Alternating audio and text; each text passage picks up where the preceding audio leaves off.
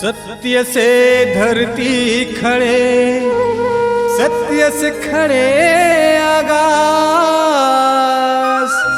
सत्य है मानव काया भूषण, कह गए घासीदास। परम पूज्य गुरु घासीदास बाबा की जय।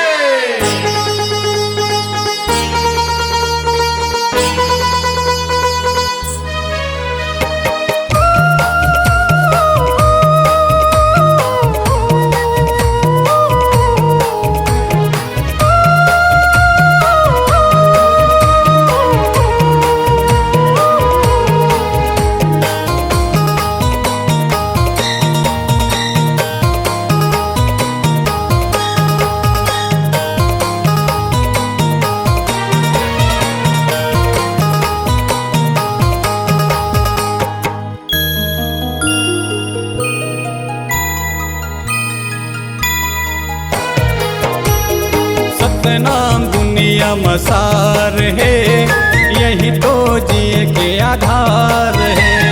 सतनाम दुनिया मसार है, यही तो जिए के आधार है। सत्य है ईश्वर, सत्य है पूजा, सत्य ले बढ़ के नहीं है दूजा, सत्य से संसार है।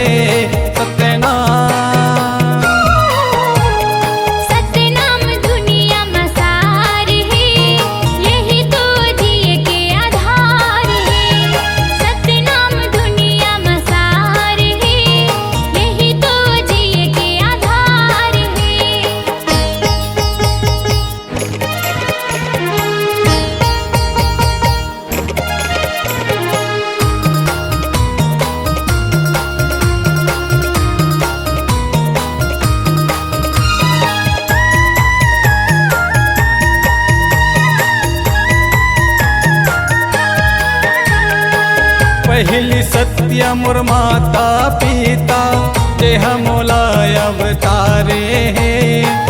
अपन मेहनत करके बाबू जिंदगी ला मोर सवारे है।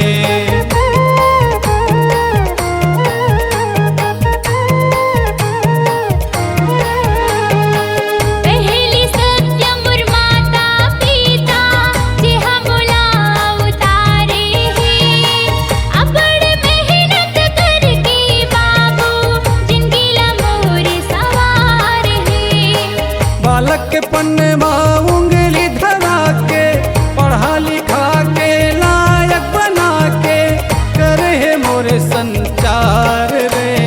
सतनाम सतनाम दुनिया मसार है, यही तो जिए के आधार है। सतनाम दुनिया मसार है, यही तो जिए के आधार है।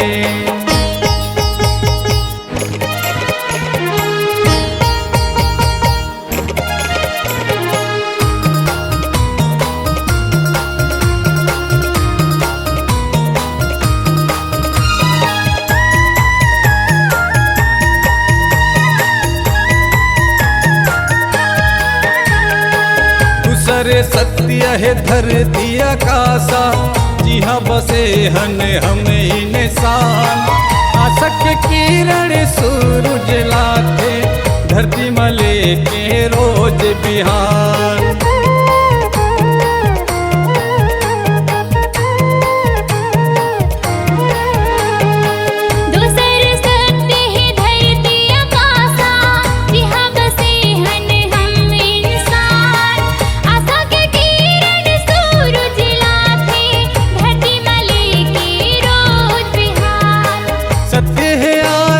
सत्य है पानी, एकरे सहारा ये जिनगानी, सत्य से यहाँ बहार है।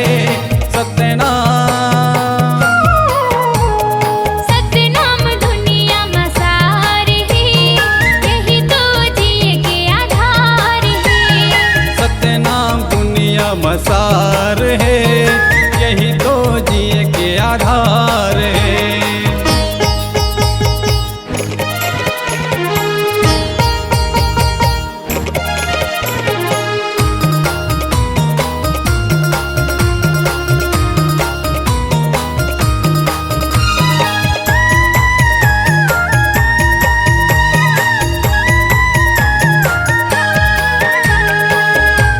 करे सत्य मोर गुरु घासी बाबा, सत्य नाम के खोज करी। मन खे एक बराबर, सुघर संदेश हम लगही।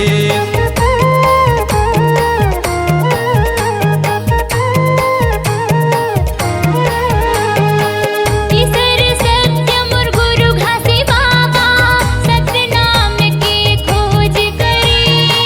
मनखे के बराबर, सुघर संदेश हम लगही। सत्य ले धारण कर ले तनमा, सत्य ले तह बसा ले मनमा। यही बाबा के विचार है सत्यनाम। सतनाम दुनिया मसार है, यही तो जिए के आधार है। सतनाम दुनिया मसार है, यही तो जिए के आधार है।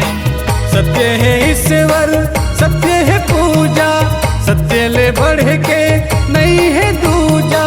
सत्य से संसार है सत्यनाम। सतनाम दुनिया मसार है, यही तो जिए के आधार है।